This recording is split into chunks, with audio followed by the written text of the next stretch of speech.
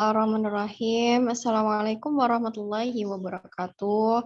Salam sejahtera bagi kita semua. Salam dari segala salam. Oke. Alhamdulillah kita dipertemukan lagi walaupun secara virtual. Kali ini kami dari kelompok 10 yang beranggotakan Dwi Rahmawati, Tiara Zahran Robbani, Jihan Timur Adini, dan Elizabeth Gita akan memaparkan hasil diskusi kelompok kami tentang pencemaran air. Oke, langsung saja kita menuju ke pengertian pencemaran air. Di sini kami menggunakan referensi dari Peraturan Pemerintah Nomor 82 Tahun 2001 yang mendefinisikan pencemaran air adalah masuknya atau dimasukkannya makhluk hidup, zat, energi, dan atau komponen lain ke dalam air oleh kegiatan manusia, sehingga kualitas air turun sampai ke tingkat tertentu yang menyebabkan air tidak dapat berfungsi sesuai dengan peruntukannya. Oke, untuk selanjutnya, sumber pencemaran air dibedakan menjadi dua, yaitu sumber secara langsung dan sumber tidak langsung. Dan sumber secara langsung didefinisikan sebagai pencemaran yang berasal dari sumber tertentu seperti dari industri, TPA sampah, dan rumah tangga. Sedangkan sumber tidak langsung pencemaran yang memasuki badan air dari air tanah atau atmosfer berupa hujan. Jadi sumber tak langsung ini bisa berasal dari mana saja yang tidak tentu sumber aslinya. Oke, selanjutnya adalah di sini ada gambar skema bagaimana komponen-komponen pencemar air ada di gambar tersebut. Yaitu berasal dari yang pertama limbah industri, produksi biasanya pertambangan. Yang kedua itu ada limbah domestik. Yang ketiga limbah pertanian. Selanjutnya pembangkit listrik karena kita sebagian besar pembangkit listrik 80% menggunakan BBM atau nuklir. Selanjutnya yaitu bekas dari perawatan atau pembersihan alat. Yang selanjutnya ada transportasi air. Yang selanjutnya yaitu erosi sedimen yang diakibatkan oleh gundulnya hutan. Selanjutnya, bagaimana sih indikator air yang tercemar itu ciri-cirinya bagaimana? Yang pertama itu ada perubahan suhu air yang biasanya suhu air ini akan meningkat.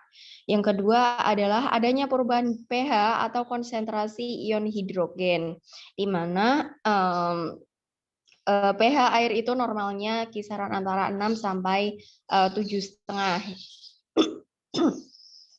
Yang selanjutnya adalah adanya perubahan warna, bau, dan rasa air. Yang sudah diketahui secara umum ya, baku mutu air yang bisa kita gunakan sehari-hari adalah dengan ciri-ciri fisik tidak berwarna, tidak berbau, dan tidak ada rasa. Dan jika ada perubahan warna, bau, rasa air, bisa diindikasi bahwa air itu tercemar. Yang keempat adalah adanya mikroorganisme. Aktivitas mikroorganisme ini secara berlebihan akan mempengaruhi kualitas biologis dari air tersebut. Yang selanjutnya adalah timbulnya endapan koloid dan bahan terlarut yang mengakibatkan sedimentasi dan pendangkalan sumber air. Yang terakhir adalah meningkatnya radioaktif air di lingkungan, di mana sudah kita ketahui dari awal ya, bahwa radioaktif itu bisa menyebabkan gangguan kesehatan, bahkan bisa mengakibatkan mutasi genetik yang seperti kasus pencemaran radioaktif terbesar, yaitu dari air raksa atau merkuri di Minamata, yang mengakibatkan mutasi genetik dari warga di sekitar Teluk. Selanjutnya yaitu macam-macam pencemaran air. Yang pertama itu yang berasal dari bahan patogen atau penyakit. Yang kedua bahan kimia organik. Selanjutnya ada bahan kimia anorganik. kekurangan oksigen atau eutrofikasi, endapan atau sedimen, dan polusi panas, di mana akan dijelaskan pada slide selanjutnya. Oke, selanjutnya yang pertama, pencemaran dari bahan-bahan patogen, di mana bahan patogen ini yaitu ada bakteri, virus, dan parasit. Sumbernya itu dekat dengan kita ya, berkorelasi dengan erat dengan aktivitas kehidupan kita, yaitu dari limbah rumah tangga, limbah rumah sakit, kotoran kebun binatang, bahkan juga peternakan. Dan ini bisa berdampak bagi kesehatan seperti menimbulkan demam, tifoid atau tifus, kolera, dan disentri. Dan untuk selanjutnya bisa dijelaskan oleh Tiara. Pencemar air yang kedua ini dapat berasal dari bahan kimia organik, di mana meliputi yang pertama ada pestisida dan juga herbisida yang bersumber dari pertanian, kehutanan, pemberantasan nyamuk. Lalu yang kedua ada dari deterjen atau fosfat, sumbernya dari perumahan, industri, hotel, dan juga rumah sakit. Yang ketiga dari minyak, oli, dan bensin. Yang keempat dari buangan pabrik dan aliran dari air sawah atau ladang. Dampak dari bahan kimia organik ini diantaranya yaitu menimbulkan penyakit kanker dan juga kerusakan sistem syaraf. Selanjutnya ada bahan kimia anorganik. Bahan kimia anorganik adalah bahan kimia dari segala senyawa yang diturunkan bukan dari senyawa karbon. Seperti yang pertama dari asam atau senyawa-senyawa sulfur dan nitrogen dari batu bara yang bersumber dari pertambangan batu bara dan juga limbah industri. Selanjutnya yaitu ada garam yang bersumber dari kotoran alamiah dari tanah dan juga irigasi, pertambangan, limbah industri, dan juga dari lapangan minyak. Yang ketiga ada logam beracun meliputi merkuri, timbal, kadmium, selenium, dan juga arsen yang bersumber dari limbah industri, bahan bakar minyak atau premium premix, peleburan timbal, pestisida, dan juga fungisida. Yang terakhir ini dampak dari bahan kimia anorganik yaitu menimbulkan kanker dan juga merusak sistem syaraf.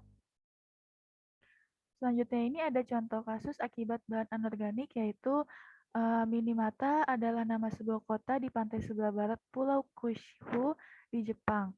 Pada tahun 1956, terjadi sebuah musibah pencemaran merkuri paling mengerikan di seluruh dunia yang terjadi di Minamata, atau dikenal juga dengan sebutan Minamata di Sease.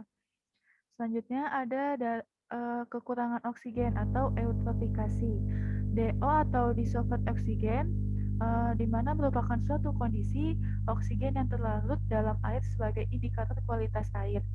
Yang kedua ini ada BOD atau biochemical oxygen demand, di mana jumlah oksigen yang terlarut dibutuhkan oleh mikroorganisme dalam air limbah domestik, pulp, dan kertas, serta dari limbah makanan juga dapat menyebabkan penurunan kadar oksigen atau oksigen sacs.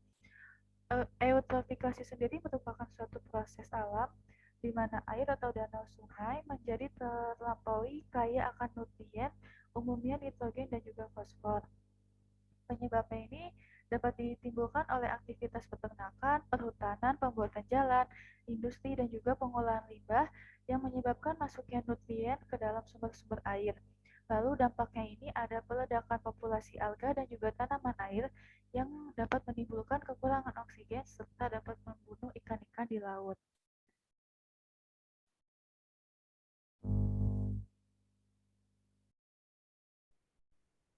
Selanjutnya itu ada sedimentasi atau pemenuhan badan air oleh partikel-partikel tanah, umumnya pasir dan juga kerikil, di mana pengaruh-pengaruh sedimentasi yaitu hilangnya tempat bersembunyi tinggal bagi ikan kecil. Yang kedua ini ada organisme-organisme air yang melekat terlepas dari bebatuan dan juga pasir. Yang ketiga yaitu berkurangnya cahaya yang masuk. Yang keempat kondisi anaerobik. Selanjutnya, ini merupakan gambar skema dari proses sedimentasi. Yang pertama ini adalah low level of sediment, yaitu level yang masih rendah. Dan yang kedua ini high level, jadi yang sudah lebih tinggi dari level yang pertama. Selanjutnya akan dijelaskan oleh Saudara JJ. Baik, terima kasih Saudara Tiara. Lalu saya akan menjelaskan tentang peraturan pemerintah nomor 82 tahun 2001. Di sini dijelaskan bahwa pengelolaan kualitas air adalah upaya pemeliharaan air sehingga tercapai kualitas air yang diinginkan sesuai peruntukannya untuk menjamin agar kualitas air tetap dalam kondisi alamiah. Pengendalian pencemaran air adalah upaya pencegahan dan penanggulangan pencemaran air serta pemulihan kualitas air untuk menjamin kualitas sesuai dengan baku mutu air.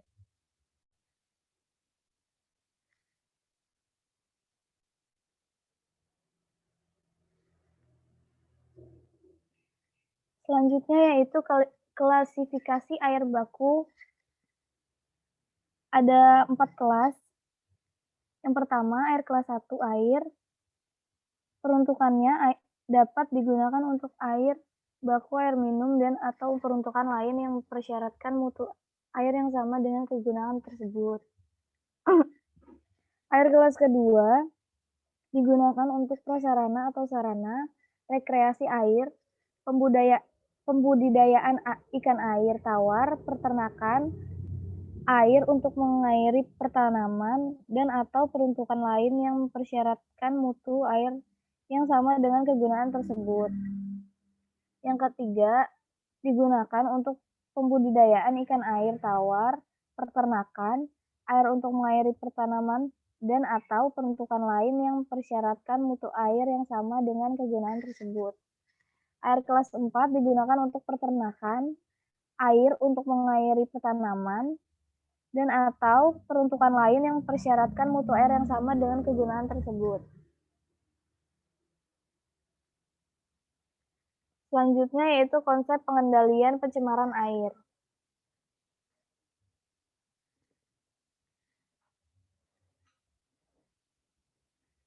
Ada indeks pencemaran. Indeks pencemaran dihitung untuk penilaian tingkat pencemaran perairan. Indeks pencemaran ditentukan dengan membandingkan data simulasi terhadap baku mutu kualitas air. Di sini ada tabel klasifikasi indeks pencemaran, bisa dilihat pada slide.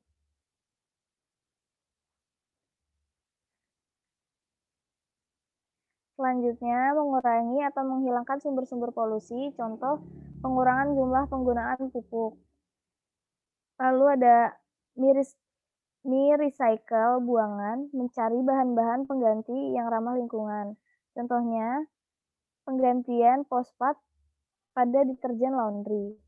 Yang ketiga, ada pengembalian secara alami. Fungsi air sebagai pembersih. Contohnya menghidupkan kembali wetlands. Yang keempat, yaitu meniru fungsi air sebagai pembersih alami dalam cara mengontrol plan saluran pengelolaan buangan dan septic tank. Selanjutnya ada inovasi teknologi pengelolaan air limbah. Di sini terbagi menjadi 3, yaitu yang pertama teknologi fisika, berdasarkan perbedaan sifat-sifat fisik polutan dengan medianya. Juga sedimentasi, filtrasi, dan flotasi.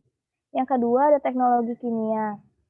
Yang pertama berdasarkan interaksi kimisorpsi dan fisisorpsi antara bahan kimia, yaitu koagulan dan flokulan dengan polutan.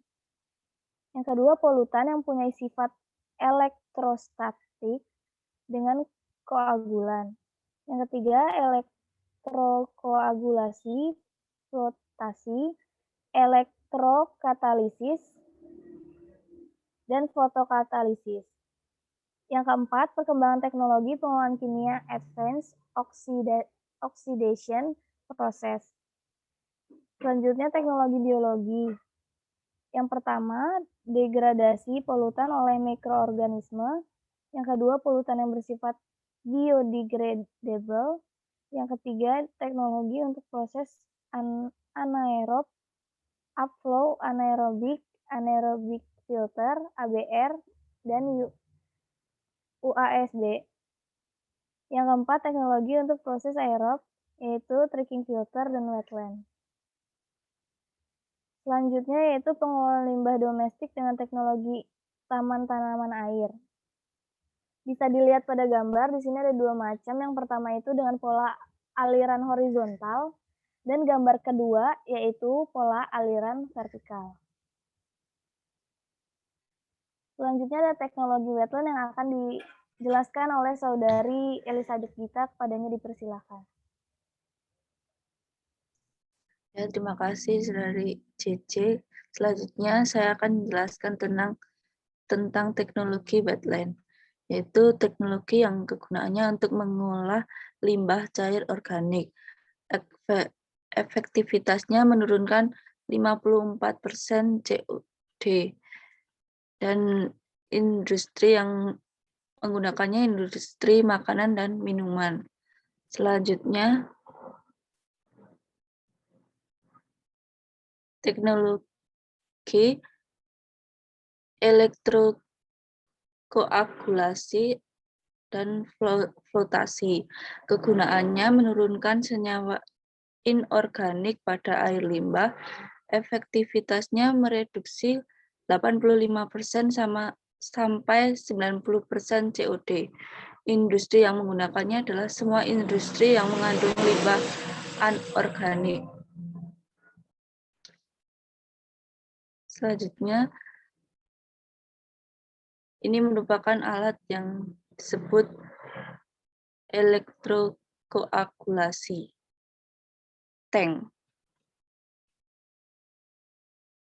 Selanjutnya, saya akan menjelaskan tentang kasus pencemaran air yang ada di Indonesia, yaitu tentang indeks pencemaran air laut pantai utara Kabupaten Tuban dengan parameter logam.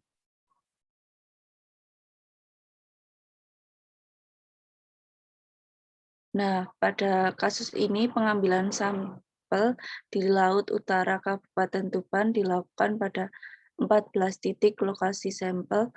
Penelitian dilakukan di Laboratorium Jasa Tirta. Selanjutnya, ini merupakan tabel dari hasil titik sampling.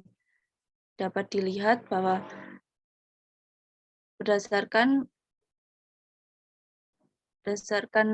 tabel tersebut, titik 1 sampai titik 7 termasuk dalam kategori tercemar ringan, kecuali titik 2 dan titik 3 termasuk kategori tercemar sedang. Titik 8 sampai titik 14 termasuk kategori tercemar sedang, kecuali titik 8 dan titik 14 termasuk kategori tercemar ringan.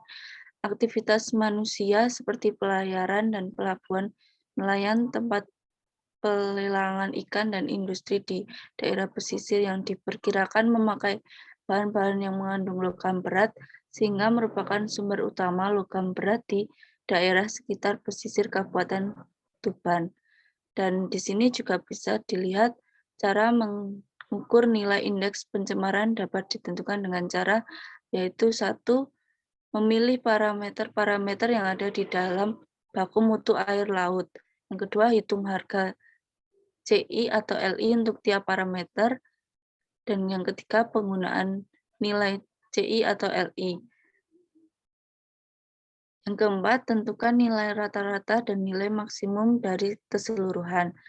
Yang terakhir, tentukan harga indeks pencemaran, sehingga dapat ditentukan setiap titik sampling nilai indeksnya. Yang terakhir,